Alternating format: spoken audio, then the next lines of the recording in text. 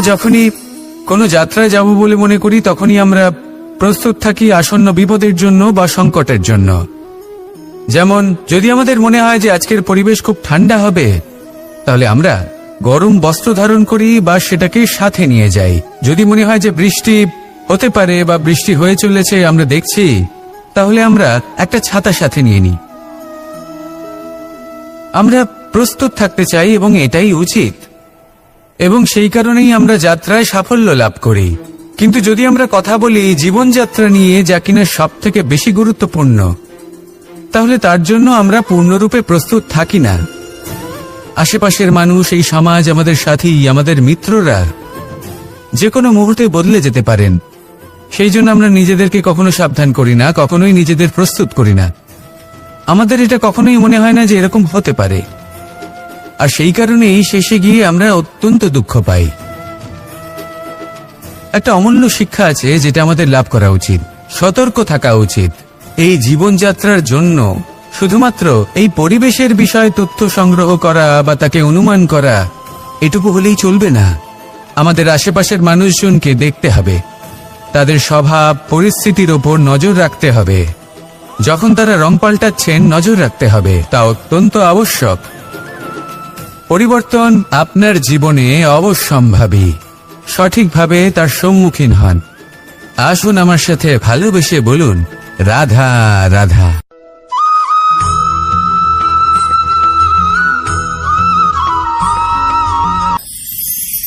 ঈশ্বর আসলে কে? সংসারের বেশিরভাগ মানুষের কাছে ঈশ্বর হলেন এই সংসারের রচয়িতা, পালনকর্তা। কারোর কাছে উনি জ্ঞাতা, কারোর কাছে উনি হলেন আস্থার প্রতীক, আবার কারোর জন্য শুধুমাত্র অন্ধ বিশ্বাস। কিন্তু এই ঈশ্বর কি কোনো শরীর, নাকি একটা বোধ, নাকি শুধুই শ্রদ্ধা? ঈশ্বর হলেন তিনি যিনি হলেন আপনার ইষ্ট। সেই জন্যই তো গুরু, মাতা, পিতা এনাদেরও ঈশ্বরই বলা হয়েছে। যাদেরকে আমরা ঈশ্বর বলে মনে করি, যারা আমাদের ইষ্ট, তারা আমাদের একটি পথ দেখান, একটি দিকে চালিত করেন। সেই পথে চলে আপনি শুভ কর্ম করতে পারেন। আর যখন কোনো ব্যক্তি তার ঈশ্বরের আদেশ পালন করেন, তখন সে নিজে থেকেই শুভ পথে অগ্রসর হয়ে যান। বেশ কয়েকজন মানুষ ঈশ্বরের ওপর আস্থা রাখেন এবং ভাবেন যে অনুচিত কোনো কাজ করা উচিত নয়, ঈশ্বর দেখছেন। ওনারা ভয় পান যে কোনো অনুচিত কর্ম করলে কে জানে তার পরিণাম কি হবে। এমন অনেক ব্যক্তি রয়েছেন যারা ঈশ্বরকে বিশ্বাস করেন এবং জানেন যে ঈশ্বর তাদেরকে দেখছেন। তাই যে যে শুভ কর্ম ওনারা করেছেন তার ফল তারা অবশ্যই পাবেন। এবার আপনি ভয় পেয়ে ঈশ্বরকে বিশ্বাস করবেন, নাকি বিশ্বাসের দ্বারা ঈশ্বরকে বিশ্বাস করবেন, সেই সিদ্ধান্ত আপনারই। কিন্তু হ্যাঁ, যদি আপনার মনে ঈশ্বরের জন্য কোনো স্থান থাকে, যদি আপনার কোনো ইষ্ট থাকেন, যদি আপনি কাউকে ঈশ্বর মনে করেন, যার প্রত্যেক আদেশ আপনি পালন করে থাকেন, তাহলে বলি ঈশ্বর কখনো আপনাকে অনুচিত পথে চালিত করবেন না। আসুন আমার সাথে ভালোবেসে বলুন, রাধা রাধা।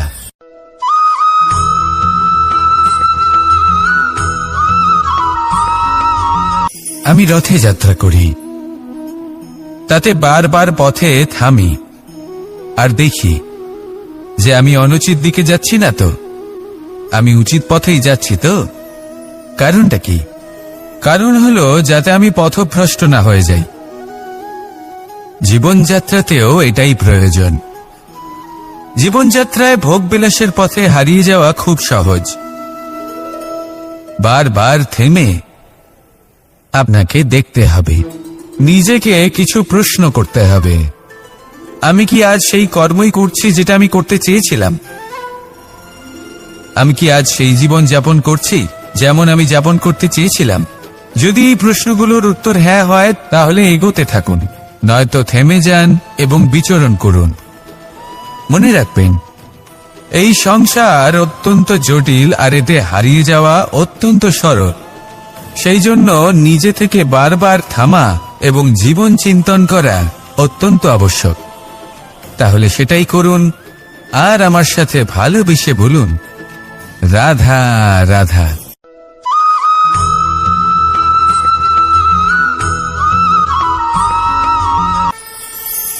কথায় আছে যে স্বপ্ন এবং লক্ষ্য হলো একটি মুদ্রারই দুটি দিক।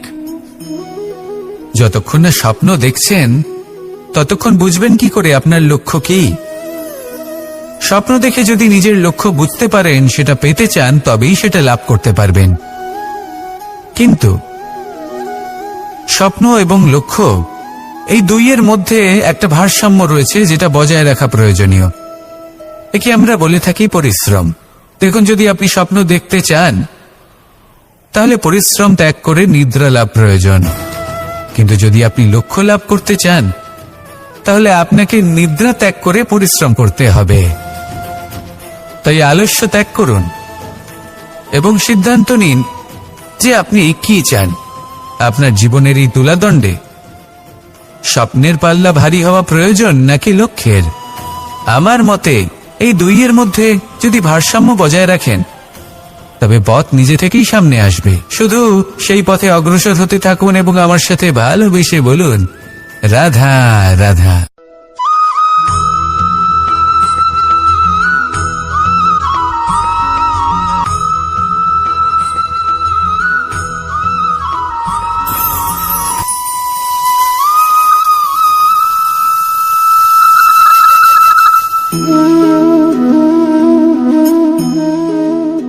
মোহনের বাঁশির এই সুর, এই সঙ্গীত কার না পছন্দ হয়? সবারই খুব ভালো লাগে। এবার এই সুর আসে কোথা থেকে? কেউ বলবেন কৃষ্ণের হৃদয় থেকে। সত্য কথা, এই সুর হৃদয় থেকে নির্গত হয় এবং প্রকট হয় এই বাঁশি থেকে। এই বাঁশিটাকে দেখুন, এই ছিদ্রগুলি দেখুন, প্রত্যেকটা সুর থেকে নিজস্ব একটা স্বর নির্গত হয়। এবার যে ব্যক্তি এই সমস্ত সুর এবং স্বর বুঝতে পারেন, এতে নিপুণ, তিনি এই বাঁশির দ্বারা যে সুর নির্গত করবেন তা তো মধুর অবশ্যই হবে। এবার জীবনের সাথেও কিছুটা এরকমই ঘটে। জীবনের কিছু নীতি থাকে, অর্থ, কুটুম্ব এবং আধ্যাত্মিক। যদি জীবনের প্রত্যেকটা মুহূর্ত সুখময় হয় এরকম আপনি চান, তাহলে এই তিনটি নীতিতে আপনাকে নিপুণ হতে হবে। কোনো একটি বিশেষ নীতির প্রতি যদি আপনি বেশি ঝুঁকে পড়েন তাহলে বাকি দুই নীতি থেকে যা সুখ লাভ করা সম্ভব তা পারবেন না। ধন অর্জন করতে হবে পরিবারের জন্য, পরিবারের সুখ মনের শান্তির জন্য, মনে শান্তির প্রয়োজন মনের শুদ্ধতার জন্য। যখন এই মন শুদ্ধ হবে, জীবন শুদ্ধ হবে, পবিত্র হবে, সুন্দর হবে এবং ভালোবেসে বলবে, রাধা রাধা।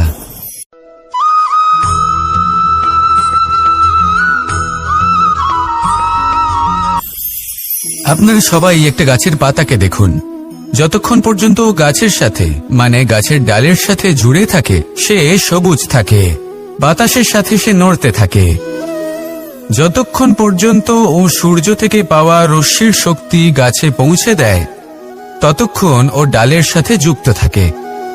কিন্তু যখন সেই পাতা শুকিয়ে যায় তখন তার কোনো গুরুত্ব থাকে না। সেই পাতা গাছের ডালে এবং বৃক্ষের কাছে বোঝা হয়ে থেকে যায়। এবং এমন এক সময় আসে যখন সেই ডালটি শুকনো সেই পাতাকে পরিত্যাগ করে। এটাই আমরা এই প্রকৃতিতে দেখি এবং এটাই হলো সত্য। আর এটাই আমাদের জীবনে খুব বড় একটা শিক্ষা। যদি আপনিও নিজের জীবনে নিজের আপনজনদের কাছে বোঝা স্বরূপ হয়ে দাঁড়ান, তাহলে তারা আপনাকে যতই ভালোবাসুক না কেন, ওনারা যদি নাও চান তাহলেও এমন এক দিন আসবে যখন আপনার আপনজন আপনাকে পরিত্যাগ করবে। সেই জন্য সবসময় আত্মনির্ভর হয়ে ওঠার চেষ্টা করুন।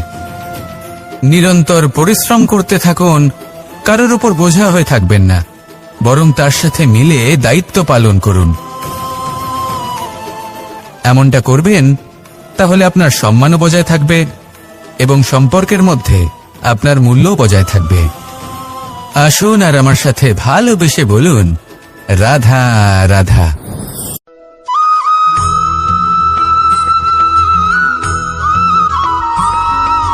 এই শুকনো পাতাটিকে দেখুন, নিষ্প্রাণ হয়ে পড়েছে। কোনো একটা সময় এই পাতাটি একটা গাছের ডালে ছিল। সেই গাছ ওর লালন পালন করত। যখন যখন বাতাস বইত, এই পাতায় কম্পন দেখা দিত, মনকে প্রফুল্ল করে তুলত। কোনো একদিন এই পাতা গাছের ডাল থেকে ঝরে পড়ে গেল। নিঃসন্দেহে ও নিজের স্বাধীনতা পেল, কিন্তু আস্তে আস্তে শুকিয়ে গেল, নিষ্প্রাণ হয়ে গেল।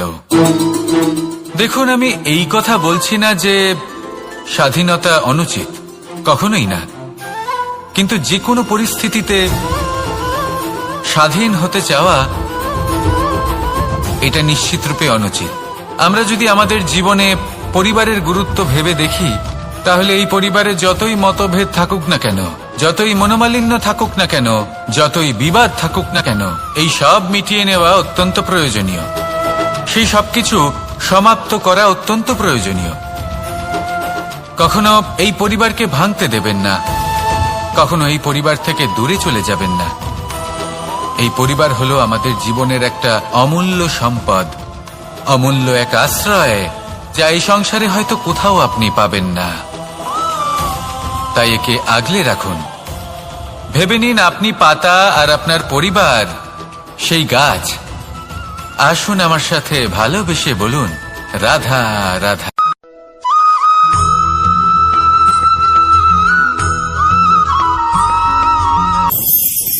প্রেম আড়াই অক্ষর, মাত্র আড়াই অক্ষরের এই শব্দ প্রেম, এর মধ্যে ত্রিলোকের এবং সমগ্র ব্রহ্মাণ্ডের বীজ নিহিত আছে। এমন কি আছে যা এই প্রেম করতে পারে না? যেখানে শক্তি এবং বিদ্যা প্রয়োগ করে আপনি কিছুই করতে পারবেন না, সেটাও প্রেম দ্বারা অর্জন করা সম্ভব। প্রেম চাইলে পাথরেও ফুল ফোটাতে পারে। প্রেম চাইলে ন্যাড়া পাহাড়ের বুক চিড়ে নদীপথ তৈরি করতে পারে। চাইলে নিরক্ষর ব্যক্তিকে সংসারের শ্রেষ্ঠ জ্ঞানী করে তুলতে পারে। শুধুমাত্র এই প্রেমের জন্য সবার দুষ্ট কানাই ঘনশ্যাম হয়ে উঠেছিল। শুধুমাত্র এই প্রেমের টানেই ত্রিলোকের স্বামী দ্বারকাধীশ নির্ধন সুদামার পদসেবাও করেছিলেন। এই প্রেম হলো সংসারের সবথেকে বড় শক্তি। এই সংসারের আধার হলো প্রেম। এমন কিচ্ছু নেই যা এই প্রেমের পক্ষে সম্ভব নয়। যেখানে বিদ্যা এবং শক্তি সাহায্য করতে পারে না, সেখানে এই প্রেম আপনাকে জয়ী করে দিতে পারে। তাহলে আসুন আর আমার সাথে ভালোবেসে বলুন, রাধা রাধা।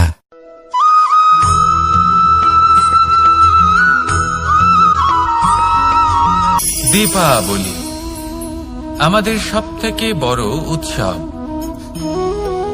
শ্রীরাম রাবণকে পরাস্ত করে 14 বছরের বনবাস কাটিয়ে আবার অযোধ্যায় ফিরে এলেন অমাবস্যার রাত্রে। অযোধ্যায় সবাই খুব প্রসন্ন ছিলেন, খুবই উৎসাহিত ছিলেন। অযোধ্যায় সহস্র প্রদীপ প্রজ্বলিত করা হয়েছিল এই উৎসবে। একে আমরা দীপাবলি বলে থাকি। এবার এই বিষয়ে আমরা সকলে জানি। আপনি কি এটা জানেন যে শ্রীরাম বাস্তবে অমাবস্যার এক রাত আগেই অযোধ্যায় পৌঁছে গেছিলেন? সবার সামনে অমাবস্যার রাতে এসেছিলেন। এর কারণ কি? শ্রীরাম প্রমাণ করতে চেয়েছিলেন যে যে কোনো সময়, দিন হোক বা রাত, শুভ বা অশুভ হয় না। শুভ অশুভ কিছু থাকলে তা হলো মানুষের চিন্তা, তার ভাবনা, তার নির্বাচন আর তার কর্ম। নিজেই দেখে নিন। শ্রীরাম অর্থে দীপাবলি বলা যেতে পারে। তাহলে নিজের পরিবারের সাথে দীপাবলি পালন করুন। আপনাদের শুভেচ্ছা জানাই। আসুন আর আমার সাথে ভালোবেসে বলুন, রাধা রাধা।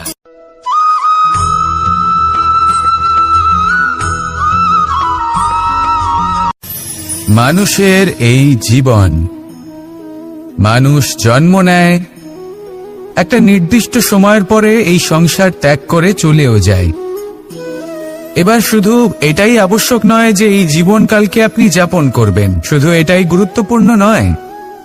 আবশ্যক এবং গুরুত্বপূর্ণ হলো এটা যে এই জীবনকালে আপনি এমন কিছু করেন যাতে এই সংসারের মঙ্গল হয়, যাতে এই সংসার আপনাকে মনে রাখে, আপনার থেকে প্রেরিত হয়, আপনার মতো হতে চায়, প্রত্যেক বছর আপনার জন্মতিথির অপেক্ষা করে।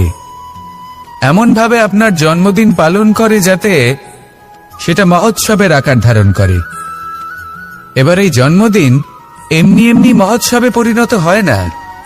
তখন হয় না যখন কোনো ব্যক্তি রাজার রূপে বা কোনো গোয়ালার রূপে জন্মগ্রহণ করে। তখন পরিণত হয় যখন একজন মানুষ জন্মগ্রহণের পরে এই সংসারকে কোনো শিক্ষা দিয়ে যান। কিভাবে একজন মানুষ গোয়ালা থেকে রাজা হতে পারে, কিভাবে একজন মানুষ অসত্য থেকে সত্যের পথে চলতে শুরু করেন, অধর্ম থেকে ধর্মের পথে চালিত হতে পারেন, কিভাবে অন্ধকার থেকে প্রকাশের দিকে যেতে পারেন, কিভাবে নিজের আত্মাকে পরমাত্মার সাথে মিলিত করতে পারেন। তা সে রামনবমী হোক বা জন্মাষ্টমী হোক, তাদের জীবনের সাথে জড়িত প্রত্যেক মুহূর্ত একটা পরবের আকার ধারণ করে। তাহলে আপনিও এইভাবে নিজের জীবন যাপন করতে থাকুন। এই সংসারে শুধু ভালোবাসা বিতরণ করুন, কিছুটা এমন ভাবে বিতরণ করুন যাতে আপনি এই সংসার থেকে চলে যাওয়ার পরেও এই সংসারে আপনি শুধুই ভালোবাসা বিতরণ করতে পারেন। যদি আপনি এরকম করেন, সংসারকে প্রেরণা দেন, তাহলে আপনার জীবনও রাধা কৃষ্ণের প্রেমের মতোই অলৌকিক এবং দৈব হয়ে উঠবে। আসুন আর আমার সাথে ভালোবেসে বলুন, রাধা রাধা।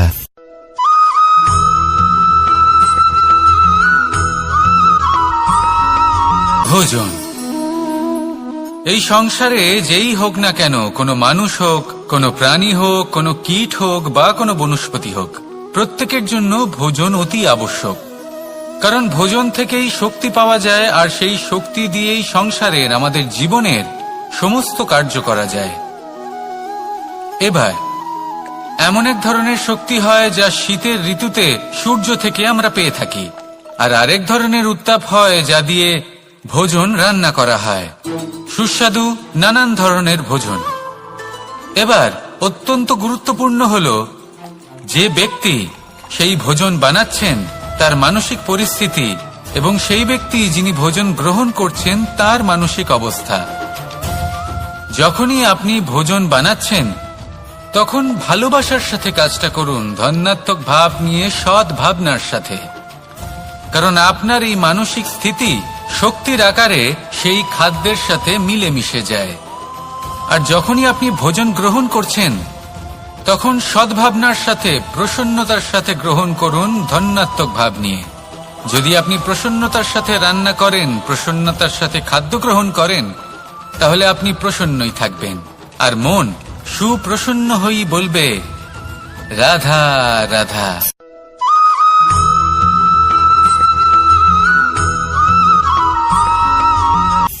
কথায় আছে সংসারে নাকি সকল রোগের ওষুধ আছে। যদি আপনি নিজের শরীরকে ভালোবাসেন তাহলে ব্যায়াম করুন, যদি নিজের নিঃশ্বাস প্রশ্বাসকে ভালোবাসেন তাহলে প্রাণায়াম করুন, যদি আপনি নিজের আত্মাকে ভালোবাসেন তাহলে ধ্যান করুন। কিন্তু যদি আপনি নিজের জীবনকে, পরমাত্মাকে ভালোবাসেন তাহলে সকলকে ভালোবাসতে থাকুন। এই ভালোবাসা অত্যন্ত গুরুত্বপূর্ণ এবং আবশ্যক। ভালোবাসার থেকে ভালো না কোনো ওষুধ আছে, না আছে কোনো আসন। এর থেকে ভালো না কোনো ব্যায়াম আছে, আর না কোনো প্রাণায়াম। এই ভালোবাসা বড় বড় সমস্যারও সমাধান করতে পারে। ভালোবাসা বড় বড় বিপদকে আপনার থেকে দূর করতে পারে।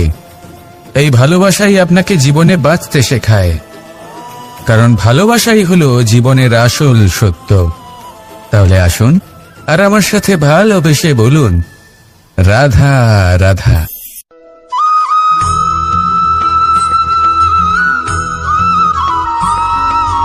আমি মনুষ্যরূপে জন্ম নিয়েছি এবং সমস্ত কর্ম এই রূপেই করেছি, কিন্তু আশ্চর্যের বিষয় হলো যে আজও মানুষ আসেন এবং হাত জোড় করে প্রার্থনা করেন যেন আমি ওনাদের সহায়তা করি।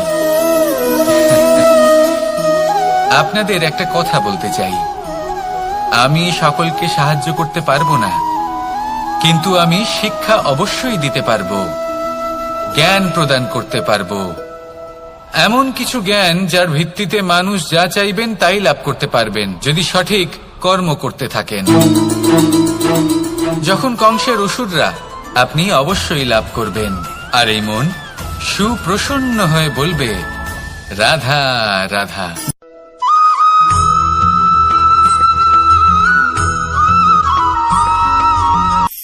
অর্থ, দ্বিতীয় পুরুষার্থ। এই অর্থ বলতে বেশিরভাগ মানুষই ধন মনে করেন, কিন্তু যদি অর্থের তাৎপর্য শুধুমাত্র ধন হয় তাহলে তা কিন্তু অত্যন্ত অনর্থকারী। তাহলে অর্থের অর্থ কি? অর্থ সেটাই যা আমাদের জীবনের জন্য প্রয়োজনীয়, যা আমাদের সুখ দান করে, শান্তি প্রদান করে, কারণ সেটাই সবথেকে মূল্যবান। মাতা পিতা, বন্ধু, আত্মীয় স্বজন, গুণ, পুণ্য, জ্ঞান, এই সব কিছু মিলে অর্থ তৈরি হয়। আর সঠিকভাবে বলতে গেলে এটাই কিন্তু জীবনের আসল অর্থ। তাহলে আসুন আমার সাথে ভালোবেসে বলুন, রাধা রাধা।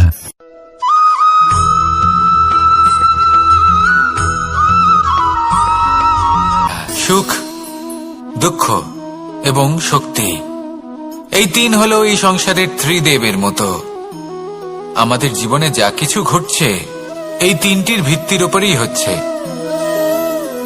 আসলে এই সংসারের একটা নিয়ম আছে, যখনই আপনি কিছু লাভ করেন এই সংসার আপনার পরীক্ষা নেয়। এটা জানার জন্য আপনার পরীক্ষা নেয় যে আপনি যা কিছুই লাভ করেছেন আপনি কি আদৌ সেটার যোগ্য কিনা। ঠিক সেইভাবেই এই সুখ, দুঃখ এবং শক্তি আপনার পরীক্ষা নিয়ে থাকে। যখন সুখ আসে তখন সে আপনার পরীক্ষা নেয় যে আপনার মধ্যে অহংবোধ জাগ্রত হয়নি তো। যদি অহংবোধ চলে আসে তাহলে সুখ সেখানেই সঙ্গ ত্যাগ করে। দুঃখ আপনার ধৈর্যের পরীক্ষা নিতে থাকে, আর যদি আপনার মধ্যে ধৈর্য না থাকে তাহলে এটা আপনাকে আরো বেশি দুঃখের গভীর অন্ধকারে ঠেলে দেবে। সেখানে শক্তি পরীক্ষা নেয় আপনার বিনম্রতার। যদি আপনি বিনম্র না হন তাহলে হয় এই শক্তি আপনার সঙ্গ ত্যাগ করবে, নয় এই শক্তি বিনম্রতার অভাবে আপনার পতনের কারণ হতে পারে। এই সংসারে যে কোনো ব্যক্তি যিনি এই পরীক্ষায় উত্তীর্ণ হয়ে থাকেন এই জীবনে তিনি সাফল্য লাভ করেন। আসুন আমার সাথে ভালোবেসে বলুন, রাধা রাধা।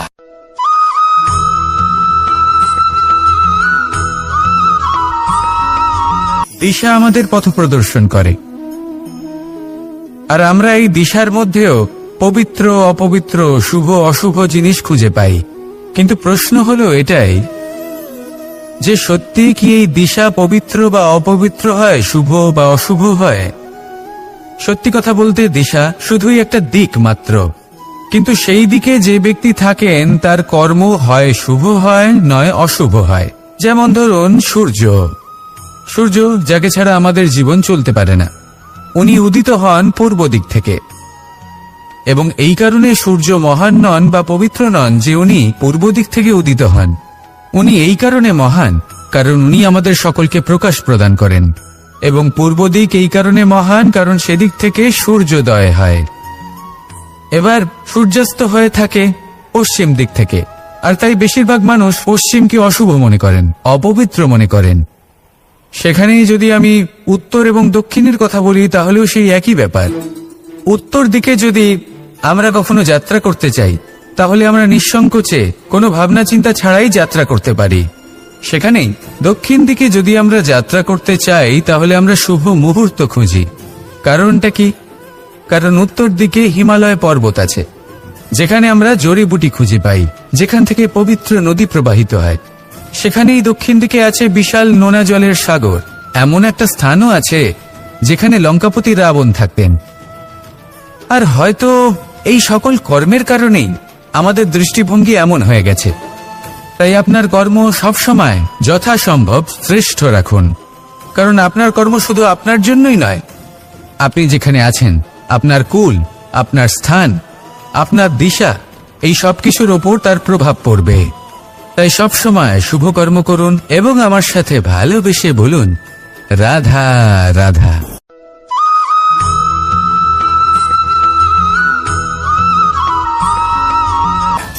একবার একটা শেয়াল বনে বিচরণ করছিল। ও একটা ছোট্ট শাবক দেখতে পেল। ও ভাবলো, আজ একেই আমি খাবার হিসেবে গ্রহণ করব।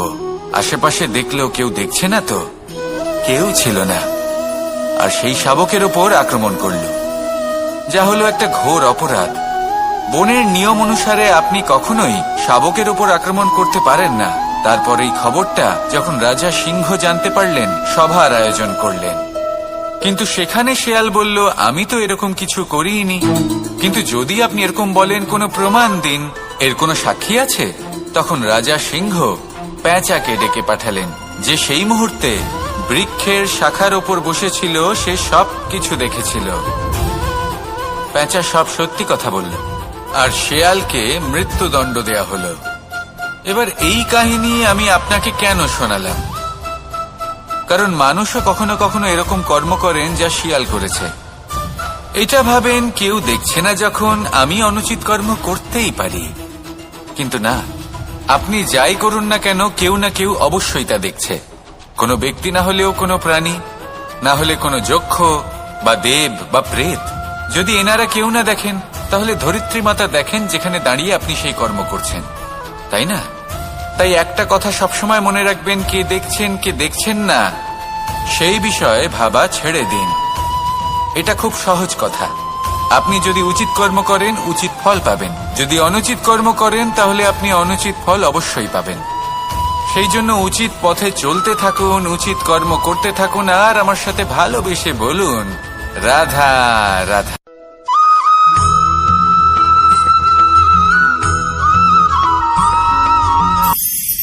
ঈশ্বর আসলে কে? সংসারের বেশিরভাগ মানুষের কাছে ঈশ্বর হলেন এই সংসারের রচয়িতা, পালনকর্তা। কারোর কাছে উনি জ্ঞাতা, কারোর কাছে উনি হলেন আস্থার প্রতীক, আবার কারোর জন্য শুধুমাত্র অন্ধ বিশ্বাস। কিন্তু এই ঈশ্বর কি কোনো শরীর, নাকি একটা বোধ, নাকি শুধুই শ্রদ্ধা? ঈশ্বর হলেন তিনি, যিনি হলেন আপনার ইষ্ট। সেই জন্যই তো গুরু, মাতা, পিতা এনাদেরও ঈশ্বরই বলা হয়েছে। যাদেরকে আমরা ঈশ্বর বলে মনে করি, যারা আমাদের ইষ্ট, তারা আমাদের একটি পথ দেখান, একটি দিকে চালিত করেন। সেই পথে চলে আপনি শুভ কর্ম করতে পারেন।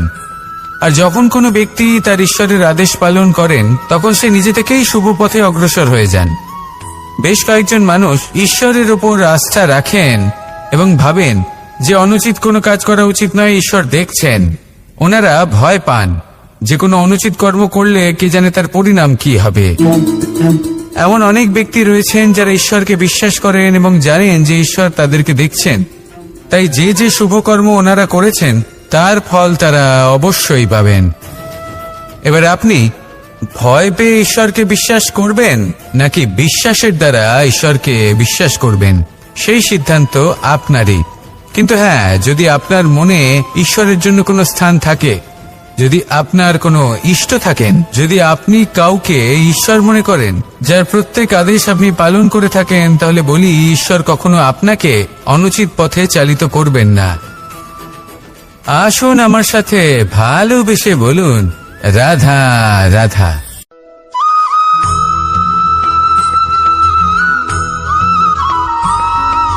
মানুষ যখন এই সংসারে প্রবেশ করে, অর্থাৎ জন্মগ্রহণ করে, তখন নিশ্চিন্তে থাকে, আনন্দে থাকে। কিন্তু যেইমাত্র তার মধ্যে বোধশক্তি আসে, তখন সে চিন্তা করতে শুরু করে। চিন্তা ভবিষ্যতের, সেই সমস্ত বিষয় নিয়ে চিন্তা করে যা ওর হাতে নেই। তারপর বড় হয়, বিবাহ সম্পন্ন হয়, গৃহস্থ জীবন যাপন করে, তারপর আবার চিন্তায় মগ্ন হয়ে যায়। ভাবে, এই যে আমার পরিবার, আমি কি ঠিকমতো তার খেয়াল রাখতে পারছি? কাল যখন আমি এই সংসার থেকে চলে যাব, তখন আমার এই পরিবারের দেখাশোনা কে করবে? শেষ পর্যন্ত এই পরিবার তো আমারই উত্তরদায়িত্ব। যাক, আপনাকে একটা প্রশ্ন করি। এই সংসারে আসার পূর্বে আপনি কি এই প্রশ্ন করেছিলেন, এটা ভেবেছিলেন যে আমাকে ছাড়া এই সংসার কিভাবে চলবে? করেননি, তাই তো? তাই আপনার এটা নিয়ে দুশ্চিন্তা করার প্রয়োজন নেই যে আপনি যখন এই সংসার ত্যাগ করে চলে যাবেন তখন কি হবে। আপনি যখন ছিলেন না, তখনও এই সংসার চলছিল। আপনি যখন এই সংসার ত্যাগ করবেন, তখনও এই সংসার চলতে থাকবে। যদি কোনো বিষয়ের প্রভাব থাকে তা হলো আপনার আজকের তথা বর্তমানের কর্ম, অর্থাৎ আজ আপনি কি করছেন, কার জন্য মঙ্গল করছেন, কাকে প্রেরণা দিচ্ছেন, কাকে সাহায্য করছেন, কোন উদাহরণ প্রস্তুত করছেন। আপনি এই সংসারে যে ছবি অঙ্কন করবেন, সংসার সেটাই মনে রাখবে। তাহলে শুধু সৎকর্ম করুন, মঙ্গল করতে থাকুন, আর আমার সাথে ভালোবেসে বলুন রাধা রাধা।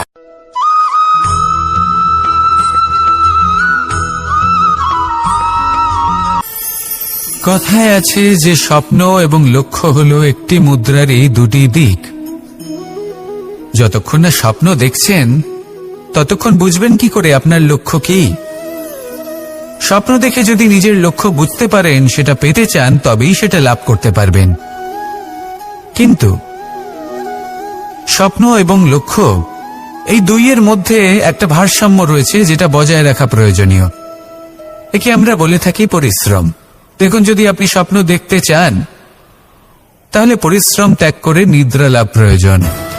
কিন্তু যদি আপনি লক্ষ্য লাভ করতে চান তাহলে আপনাকে নিদ্রা ত্যাগ করে পরিশ্রম করতে হবে।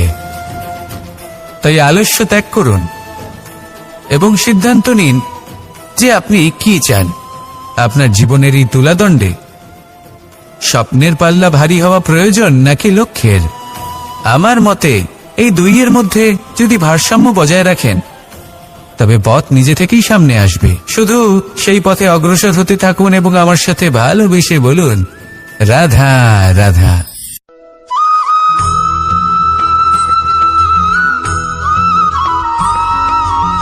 সংসারে আমাদের জীবনে যখন কোনো সুখ বা দুঃখ আসে, তার জন্য আমরা কাউকে না কাউকে অবশ্যই দায়ী করে থাকি, তাই না? এই ব্যক্তি আমাদের সাথে এরকম কাজ করেছেন, তাই আমার সাথে এমন হলো। ওই ব্যক্তি যদি এমনটা না করতেন তাহলে আজ আমি ওই স্থানে পৌঁছতে পারতাম। সবই আপনার দৃষ্টিভঙ্গির উপর নির্ভরশীল, আর যদি আপনার দৃষ্টিভঙ্গি এমন হয় তাহলে তা অনুচিত। সত্যি কথা বলতে এই সংসারে ভিন্ন ভিন্ন ধরনের মানুষ আছে। এটা আপনার উপর নির্ভর করছে কিভাবে তাদের স্বাগত জানাবেন। একবার ভাবুন, আমি আমার দুটো হাত সামনে নিয়ে এলাম, দুটো মুঠো খুলে দিলাম। দুই প্রকারের মানুষ আসবেন, কিছু না কিছু দিয়ে যাবেন। এই মুঠো যদি আমি বন্ধ করে দিই তাহলে না কেউ আমাকে কিছু দিতে পারবে, না আমার কিছু যাবে আসবে। নিশ্চয়ই বুঝতে পারছেন এই দুই ধরনের ব্যক্তি কারা এবং তারা কি দিয়ে যান। আমি যদি নিজের মুঠো খুলে দিই তাহলে কিছু ভালো মানুষ আসবেন, আমাকে আনন্দ, সন্তুষ্টি, জ্ঞান প্রদান করে যাবেন, ভালো অভিজ্ঞতা দিয়ে যাবেন। কোনো খারাপ ব্যক্তি যদি আসেন তাহলে তিনিও খারাপ অভিজ্ঞতা দেবেন, যার থেকে আমি শিক্ষা লাভ করব।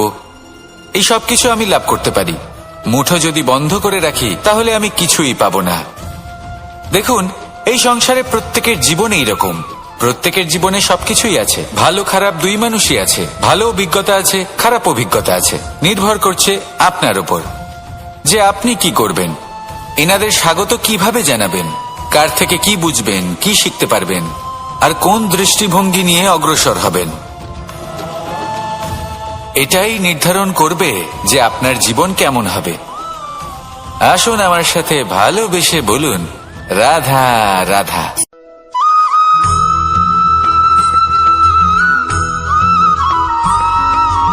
আমরা যখনই কোনো যাত্রায় যাব বলে মনে করি তখনই আমরা প্রস্তুত থাকি আসন্ন বিপদের জন্য বা সংকটের জন্য। যেমন যদি আমাদের মনে হয় যে আজকের পরিবেশ খুব ঠান্ডা হবে তাহলে আমরা গরম বস্ত্র ধারণ করি বা সেটাকে সাথে নিয়ে যাই। যদি মনে হয় যে বৃষ্টি হতে পারে বা বৃষ্টি হয়ে চলেছে আমরা দেখছি, তাহলে আমরা একটা ছাতা সাথে নিয়ে নিই। আমরা প্রস্তুত থাকতে চাই এবং এটাই উচিত, এবং সেই কারণেই আমরা যাত্রায় সাফল্য লাভ করি।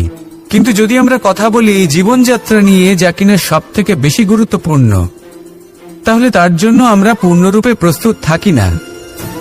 আশেপাশের মানুষ, এই সমাজ, আমাদের সাথী, আমাদের মিত্ররা যে কোনো মুহূর্তে বদলে যেতে পারেন। সেই জন্য আমরা নিজেদেরকে কখনো সাবধান করি না, কখনোই নিজেদের প্রস্তুত করি না। আমাদের এটা কখনোই মনে হয় না যে এরকম হতে পারে, আর সেই কারণেই শেষে গিয়ে আমরা অত্যন্ত দুঃখ পাই। একটা অমূল্য শিক্ষা আছে যেটা আমাদের লাভ করা উচিত, সতর্ক থাকা উচিত। এই জীবনযাত্রার জন্য শুধুমাত্র এই পরিবেশের বিষয়ে তথ্য সংগ্রহ করা বা তাকে অনুমান করা এটুকু হলেই চলবে না। আমাদের আশেপাশের মানুষজনকে দেখতে হবে, তাদের স্বভাব পরিস্থিতির ওপর নজর রাখতে হবে। যখন তারা রং পাল্টাচ্ছেন নজর রাখতে হবে, তা অত্যন্ত আবশ্যক। পরিবর্তন আপনার জীবনে অবশ্যম্ভাবী। সঠিকভাবে তার সম্মুখীন হন। আসুন আমার সাথে ভালোবেসে বলুন, রাধা রাধা।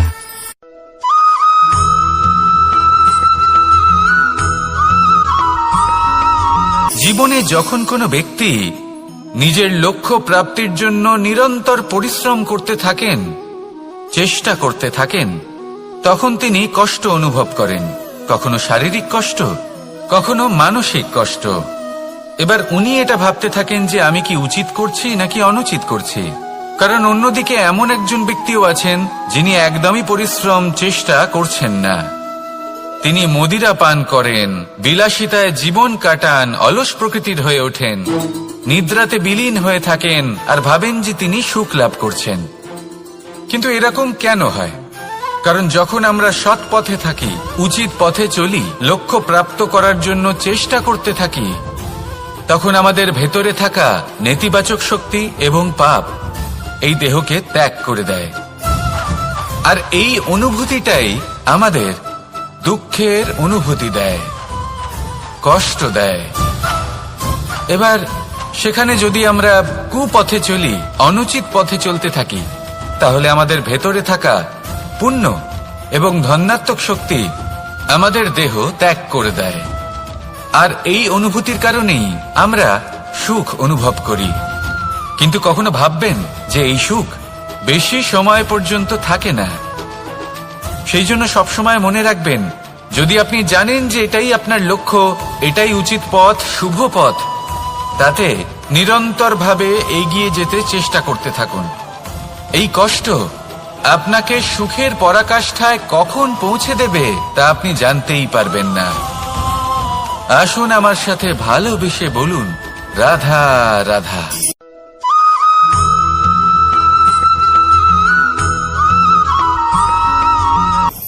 আমি রথে যাত্রা করি, তাতে বারবার পথে থামি আর দেখি যে আমি অনুচিত দিকে যাচ্ছি না তো, আমি উচিত পথেই যাচ্ছি তো। কারণটা কি? কারণ হলো যাতে আমি পথভ্রষ্ট না হয়ে যাই। জীবনযাত্রাতেও এটাই প্রয়োজন। জীবনযাত্রায় ভোগবিলাসের পথে হারিয়ে যাওয়া খুব সহজ। বারবার থেমে আপনাকে দেখতে হবে, নিজেকে কিছু প্রশ্ন করতে হবে। আমি কি আজ সেই কর্মই করছি যেটা আমি করতে চেয়েছিলাম? আমি কি আজ সেই জীবন যাপন করছি যেমন আমি যাপন করতে চেয়েছিলাম? যদি এই প্রশ্নগুলোর উত্তর হ্যাঁ হয়, তাহলে এগোতে থাকুন, নয়তো থেমে যান এবং বিচরণ করুন। মনে রাখবেন, এই সংসার অত্যন্ত জটিল আর এতে হারিয়ে যাওয়া অত্যন্ত সরল। সেই জন্য নিজে থেকে বারবার থামা এবং জীবন চিন্তন করা অত্যন্ত আবশ্যক। তাহলে সেটাই করুন আর আমার সাথে ভালোবেসে বলুন, রাধা রাধা।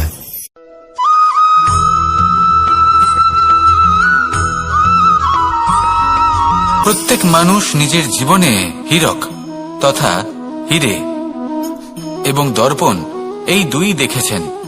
এই দুই হলো সাদা এবং এরা দুজনেই আলোর প্রতিফলন ঘটায় এবং এরা দুজনেই উজ্জ্বল হয়ে ওঠে। আপনি হয়তো মনে মনে ভাবছেন যে এটা কি ধরনের তুলনা করছি।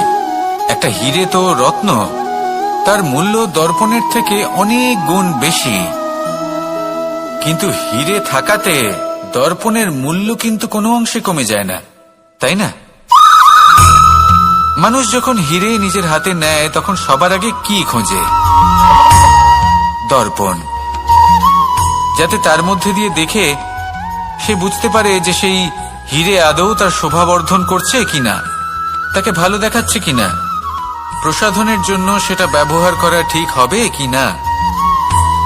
অর্থাৎ হীরের উপস্থিতিতে দর্পণের গুরুত্ব কম হলো না, দর্পণের কারণে হীরের মূল্য বোঝা গেল। আমাদের জীবনেও ঠিক এরকমই ঘটে। আপনারা যদি সংসারে নিজের আশেপাশে দেখেন, এমন অনেক মানুষ দেখতে পাবেন যারা নিজেদের ক্ষেত্রে মহান স্থানে পৌঁছেছেন, নিপুণ এবং শ্রেষ্ঠ হয়েছেন। আর তাদের মধ্যে আপনার নিজের মনে হয় যেন আপনি হলেন দর্পণ। নিজেকে ছোট মনে করবেন না।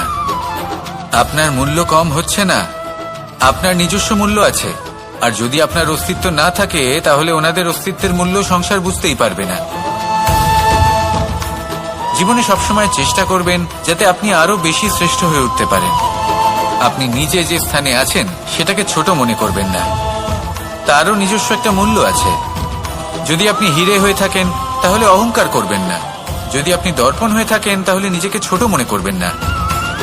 আসুন আর আমার সাথে ভালোবেসে বলুন, রাধা রাধা।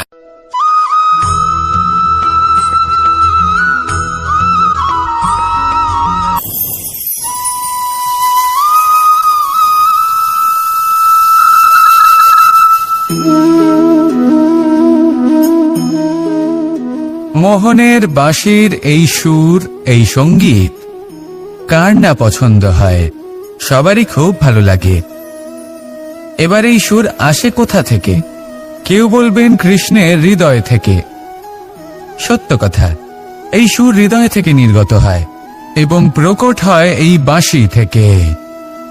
এই বাঁশিটাকে দেখুন, এই ছিদ্রগুলি দেখুন, প্রত্যেকটা সুর থেকে নিজস্ব একটা স্বর নির্গত হয়।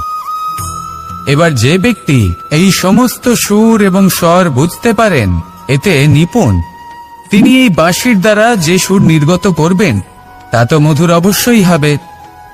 এবার জীবনের সাথেও কিছুটা এরকমই ঘটে। জীবনের কিছু নীতি থাকে, অর্থ, কুটুম্ব এবং আধ্যাত্মিক। যদি জীবনের প্রত্যেকটা মুহূর্ত সুখময় হয় এরকম আপনি চান, তাহলে এই তিনটি নীতিতে আপনাকে নিপুণ হতে হবে। কোনো একটি বিশেষ নীতির প্রতি যদি আপনি বেশি ঝুঁকে পড়েন, তাহলে বাকি দুই নীতি থেকে যা সুখ লাভ করা সম্ভব তা পারবেন না।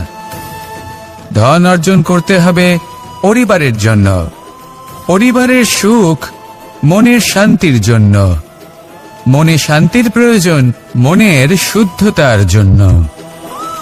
যখন এই মন শুদ্ধ হবে, জীবন শুদ্ধ হবে, পবিত্র হবে, সুন্দর হবে এবং ভালোবেসে বলবে, রাধা রাধা।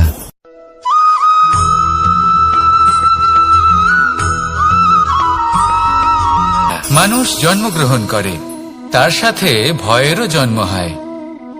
ছোটবেলা থেকেই আমাদের মনে কোনো না কোনো প্রকারের ভয় থেকেই যায়। কেউ এই বিষয়ে ভয় পায় যে তার কোনো বস্তু তার থেকে দূরে চলে যাবে। কেউ এই বিষয়ে ভয় পায় যে আমি নিজেকে হারিয়ে ফেলব। কেউ এই ভেবে ভয় পায় যে আমার প্রিয়জনেরা তারা যেন আমার থেকে দূরে না চলে যায়। কেউ এই ভেবে ভয় পায় যে আমরা যেন পথ না হারিয়ে ফেলি, আদি ইত্যাদি। কিন্তু সত্যি কথা বলতে, ভেবে দেখুন এই ভয় বাস্তবে কি?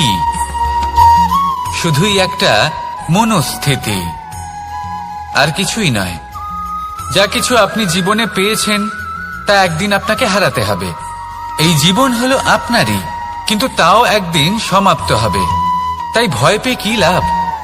এই ভয় শুধু আপনাকে জীবন যাপন করা থেকে বাধা দিচ্ছে, আর কিচ্ছু নয়। পথ হারিয়ে ফেললেই বুঝতে পারবেন যে নতুন পথ কিভাবে বানাতে হয়।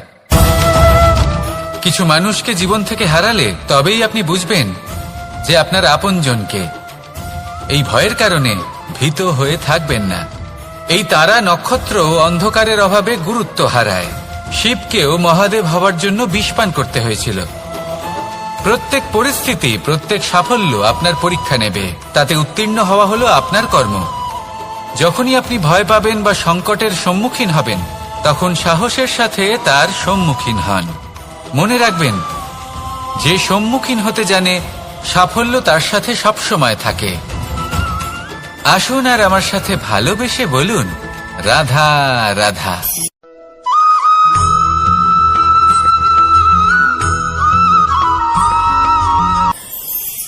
দেখুন, এটা তো সবাই করে থাকেন। ধনের কামনা করা, ধন অর্জন করা, ঈশ্বরকে ধন্যবাদ জানানো, সবাই করেন, কিন্তু ফল সবাই পান না। কারণ বেশিরভাগ মানুষই পেছনে ফিরে তাকিয়ে এটা ভাবেন যে আমরা তো জীবনটা যাপনই করলাম না। এই জীবনে সবকিছু আছে, সম্পত্তি আছে, স্বাচ্ছন্দ্য আছে, সাফল্য আছে, শুধু সুখ আর শান্তি নেই। এবার এরকমটা কেন হয়? এর পেছনে কারণটা কি? কারণ হলো এটাই যে জীবনে বাঁচার যে বিধি আপনি নির্বাচন করেছেন তা কিছুটা অনুচিত। জীবনে কিভাবে বাঁচা উচিত, জীবনযাপন কিছুটা রীতি মেনে করা উচিত।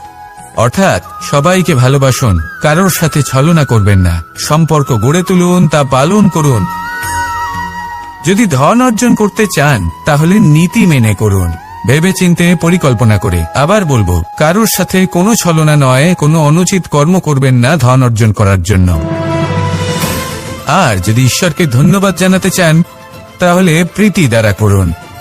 আর যে ব্যক্তি রীতি, নীতি আর প্রীতি এই তিনটি ভাব বুঝে উঠতে পারে এবং তা আত্মসাৎ করে নিতে পারে, তার অতীত, ভবিষ্যৎ এবং বর্তমানকাল সবকিছু সংযত হয়।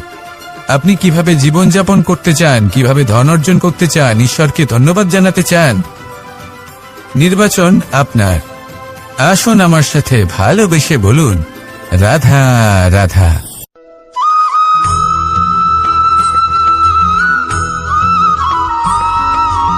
এই সংসারে সবথেকে বেশি কোমল বস্তু হলো রেশম। এই রেশম এতটাই কোমল হয় যে এর পুরো একটা থান শুধুমাত্র একটা হাতে ধরা সম্ভব। কখনো ভেবে দেখেছেন এই রেশম কিভাবে হয়? একটি কীট তার লালার দ্বারা উৎপন্ন হয়। এই কীট সেই রেশমকে পাক দিতে থাকে, পাক দিতেই থাকে, দিতেই থাকে, আর আস্তে আস্তে তার মধ্যেই জড়িয়ে পড়ে। শেষে ওর এই সুন্দর অমূল্য সৃষ্টি রেশমের এই সুতো তার নির্মাণ কার্য পূর্ণ হয়, কিন্তু তাতেই ও নিজে বন্দী হয়ে যায়। নিজেরই মায়াজালের এই বন্দী গৃহে নিজেই ফেঁসে যায়। এবার এই সুতোকে ব্যবহারযোগ্য করে তোলার জন্য এই কীটগুলিকে এই কবচের সাথেই ফুটন্ত জলে ফেলে দেওয়া হয়। এই সংসারে যদি আমাদের স্বপ্ন এই সংসারের দুঃখ হরণ করার জন্য, এই সংসারে সুখ বিতরণ করার জন্য হয়, তবেই আমাদের প্রগতি সম্ভব। যদি আমাদের এই স্বপ্ন শুধুই আমাদের এবং আমাদের স্বার্থ সিদ্ধির জন্য হয়, তাহলে এই স্বপ্ন আমাদের অন্ধ করে দেবে, আমাদের অন্ধকারের পথে নিয়ে যাবে, আর আমরাও সেই কীটের মতো হয়ে যাব। নিজেদেরই মায়াজালে আমরা নিজেই ফেঁসে যাব, আর শেষে আমরা যদি কিছু লাভ করি তা হবে একাকিত্ব, অন্ধকারময় মৃত্যু। তাই স্বপ্ন অবশ্যই দেখুন, কিন্তু এমন ভাবে স্বপ্ন দেখবেন না যে তার এই বন্দিগৃহে আপনি নিজেই ফেঁসে গেলেন। স্বপ্ন দেখুন পরোপকারের, পরমার্থের, সবাইকে উদ্ধারের, অন্ধকারের নয়। তবেই কল্যাণ হবে, আর তবেই এই হৃদয় প্রসন্ন হয়ে বলবে, রাধা রাধা।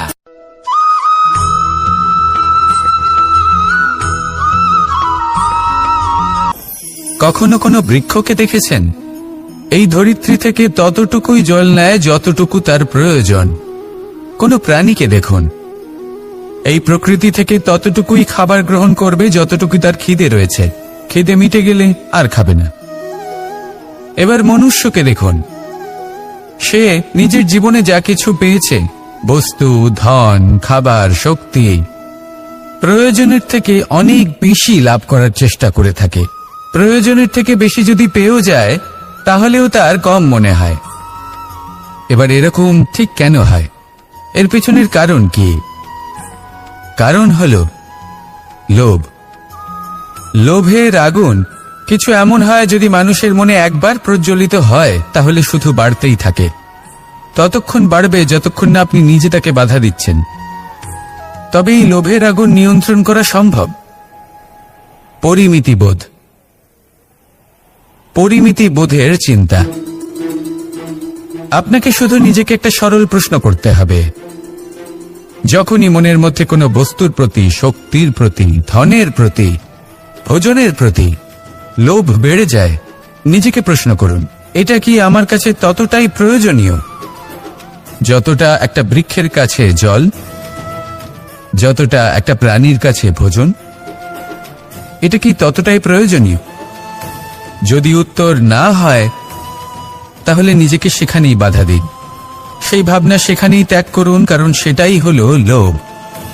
ঠিক এইভাবেই প্রয়োজনীয়তার চিন্তা করে আস্তে আস্তে এই মন নির্লোভ হয়ে উঠবে, আর এই মন প্রসন্ন হয়ে বলবে, রাধা রাধা।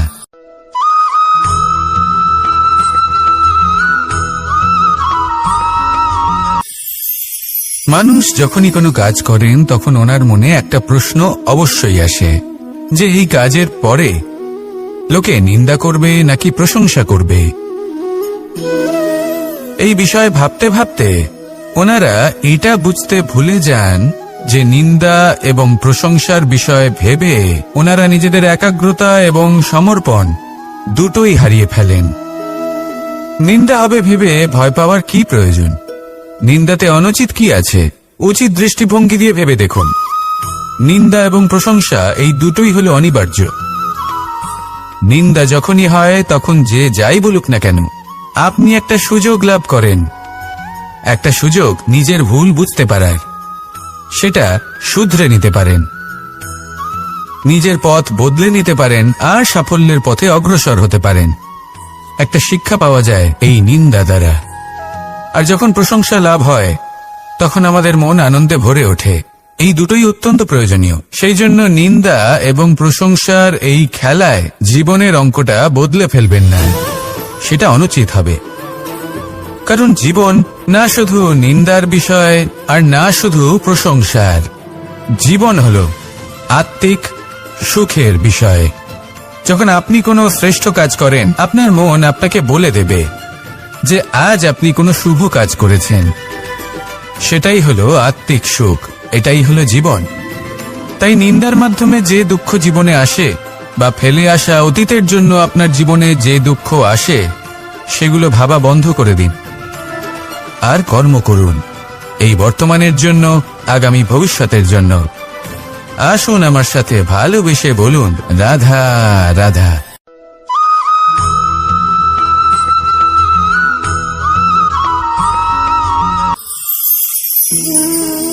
এ হলো গোলাপ ফুল। একে আমরা সকলেই চিনি। সমগ্র সংসার ভালোবাসে এই পুষ্পকে। এই ফুল দেখতেও সুন্দর।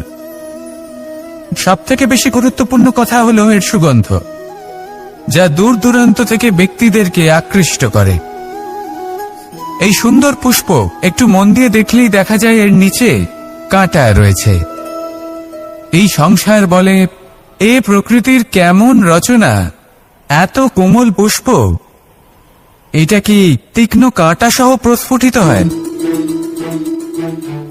এটাই হলো জীবনের সত্য। আমাদের অন্তরের সদ্গুণ, সেগুলিও এই ফুলের মতোই সুন্দর। সংসারের সৌন্দর্য দেখতে পায়, এর সুগন্ধ চতুর্দিকে ছড়িয়ে পড়ে। কিন্তু এই সদ্গুণ জাগ্রত করে তোলার জন্য কঠোর পরিশ্রম করতে হয়, প্রতিনিয়ত চেষ্টা করে যেতে হয়। তাই জন্য যদি আপনি জানেন আপনার পথ উচিত কিন্তু তা কাঁটায় পরিপূর্ণ, তাহলে থামবেন না, চলতে থাকুন। একবার যদি অন্তরের সদ্গুণ জাগ্রত হয়, তাহলে এই সংসার এই সৌন্দর্য দেখবে আর সুগন্ধে আকর্ষিত হয়ে আপনার কাছে আসবে। এই মন, এই জীবন প্রসন্ন হয়ে বলবে, রাধা রাধা।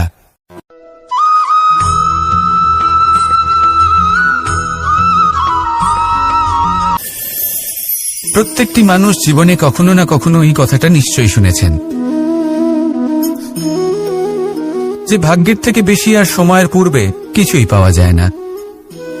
আর এটা সত্যিও বটে, কিন্তু এর থেকেও বড় একটা সত্যি আছে, আর সেটা হলো যে আপনি নিজেই নিজের ভাগ্য রচনা করতে পারেন নিজের কর্মের দ্বারা। যেমন ধরুন, যদি আপনার ভাগ্যে কোনো জিনিস না থাকে তাহলে সেটা এসেও চলে যাবে, আর যদি ভাগ্যে কিছু থাকে তাহলে তা নিজেই আসবে, যদি আপনি সেই কর্ম করেন। যেমন ধরুন পাণ্ডবরা, ওনাদের জীবন কি ছিল, ওনাদের সাথে কি হয়েছিল? ওনাদের পিতা বনবাসী হয়েছিলেন, অকাল মৃত্যু লাভ করেছিলেন। এবার এটাই যদি ওনারা নিজেদের ভাগ্য বলে মেনে নিতেন আর কিছুই না করতেন, তাহলে মহাভারতের সেই যুদ্ধে জয়লাভ করে সমস্ত ভূমণ্ডলের স্বামী কি করে হয়ে উঠতেন? অর্থাৎ হতে পারে সিংহ বনের রাজা, কিন্তু শিকার নিজে পায়ে হেঁটে তার কাছে আসে না। সেই ভোজন লাভ করার জন্য সিংহকে কর্ম করতেই হয়। তাহলে আপনার ভাগ্যে যেটা আছে সেটা আসবে, কিন্তু কর্মের জোরে আসবে।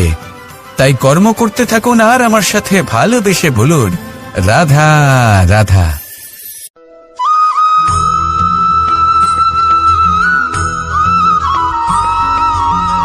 জীবন হলো আত্মিক সুখের বিষয়। যখন আপনি কোনো শ্রেষ্ঠ কাজ করেন, আপনার মন আপনাকে বলে দেবে যে আজ আপনি কোনো শুভ কাজ করেছেন। সেটাই হলো আত্মিক সুখ, এটাই হলো জীবন। তাই নিন্দার মাধ্যমে যে দুঃখ জীবনে আসে, বা ফেলে আসা অতীতের জন্য আপনার জীবনে যে দুঃখ আসে, সেগুলো ভাবা বন্ধ করে দিন আর কর্ম করুন, এই বর্তমানের জন্য, আগামী ভবিষ্যতের জন্য। আজ আপনাকে আমি একটা কাহিনী শোনাবো। রাধার সখী ললিতা একদিন প্রসাধন করছিল। ও দর্পণে নিজেকে দেখল, আর তখন ওর প্রসাধন ওর ভালো লাগলো না। ও বারংবার নিজের প্রসাধন বদলাতে থাকলো আর দর্পণের দিকে তাকালো। কখনো ফুল বদলালো, কখনো বস্ত্র বদলালো, কখনো আভূষণ বদলালো, কিন্তু কিছুতেই নিজের প্রসাধন ওর ভালো লাগলো না। ওর মনে হতে লাগলো যেন ওর রূপ ওকে ত্যাগ করেছে। ও এই কথা রাধাকে বলল। রাধা ওই দর্পণের দিকে তাকালো, একটা বস্ত্র নিল আর সেই দর্পণকে স্বচ্ছ করে তুলল।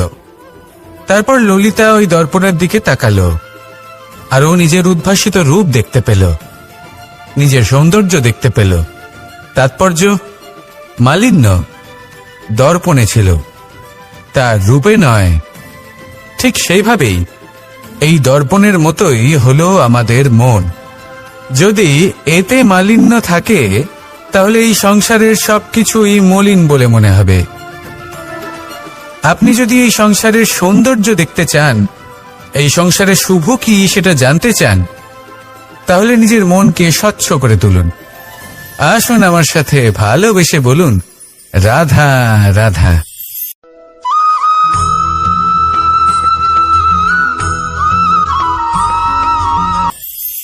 আপনি কখনো কখনো নিশ্চয়ই কোনো ব্যক্তিকে এটা বলতে শুনেছেন, বা আপনি নিজে বলেছেন বা ভেবে দেখেছেন যে আমি আমার নিজের জীবনে যেটা করতে চেয়েছিলাম সেটা করতে পারলাম না, যে লক্ষ্য অর্জন করতে চেয়েছিলাম সেটা অত্যন্ত কঠিন ছিল, আমি এগোতে পারলাম না, আদি ইত্যাদি। আমরা সবাই কখনো না কখনো ভাবি যে লক্ষ্য আমরা নির্ধারণ করেছি সেটা আমাদের পক্ষে অত্যন্ত কঠিন, প্রায় অসম্ভব। আমাকে বলুন, যে প্রত্যেকটা বস্তু বা সাফল্য যা কিছু আপনি কামনা করেছেন, কোনোটাই কি সরল ছিল? নির্বাচনের সময় সেটা সরল ছিল না, সেই জন্যই আপনি সেই লক্ষ্যটা নির্বাচন করেছেন।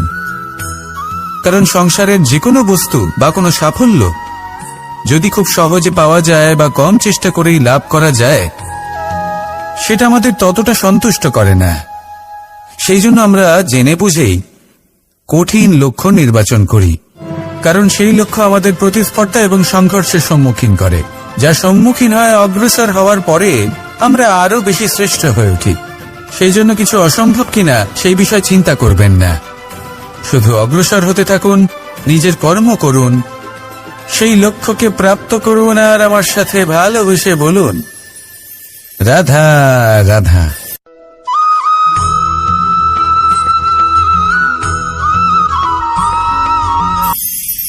ঈশ্বর আসলে কে? সংসারের বেশিরভাগ মানুষের কাছে ঈশ্বর হলেন এই সংসারের রচয়িতা, পালনকর্তা। কারোর কাছে উনি জ্ঞাতা, কারোর কাছে উনি হলেন আস্থার প্রতীক, আবার কারোর জন্য শুধুমাত্র অন্ধবিশ্বাস। কিন্তু এই ঈশ্বর কি কোনো শরীর, নাকি একটা বোধ, নাকি শুধুই শ্রদ্ধা? ঈশ্বর হলেন তিনি যিনি হলেন আপনার ইষ্ট। সেই জন্যই তো গুরু মাতা, পিতা এনাদেরও ঈশ্বরই বলা হয়েছে। যাদেরকে আমরা ঈশ্বর বলে মনে করি, যারা আমাদের ইষ্ট, তারা আমাদের একটি পথ দেখান, একটি দিকে চালিত করেন। সেই পথে চলে আপনি শুভ কর্ম করতে পারেন। আর যখন কোনো ব্যক্তি তার ঈশ্বরের আদেশ পালন করেন, তখন সে নিজে থেকেই শুভ পথে অগ্রসর হয়ে যান।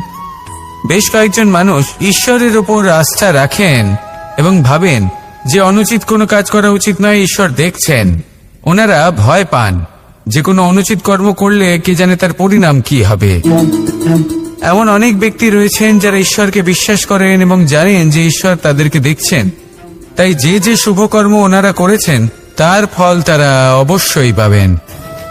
এবার আপনি ভয় পেয়ে ঈশ্বরকে বিশ্বাস করবেন নাকি বিশ্বাসের দ্বারা ঈশ্বরকে বিশ্বাস করবেন, সেই সিদ্ধান্ত আপনারই।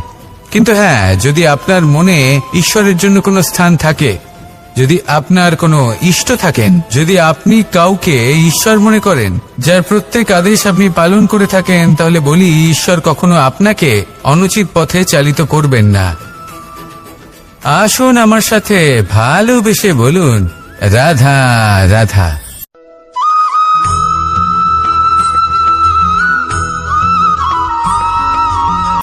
এটা কোনো এক সময়ের ঘটনা। মাটির নিচে ছিল জল, আর মাটির ওপর ছিল একটা বৃক্ষ, আর সেই বৃক্ষে ছিল একটা পাতা যা আকাশকে স্পর্শ করত। যখনই কোনো ব্যক্তি আসতেন, সেই পাতাকে দেখে তার প্রশংসা করতেন। তাই বলে, আকাশে সোনার মেঘ কত ছবি আঁকে, আপনার নাম কবু লিখে নাহি রাখে। অর্থাৎ প্রতিনিধি ওই বৃক্ষের পাতাকেই মনে করা হতো, সব প্রশংসা ওই পাতাকেই করা হতো। যেখানে চোখের আড়ালে থাকা সেই জল মাটির নিচে থেকে নিঃস্বার্থভাবে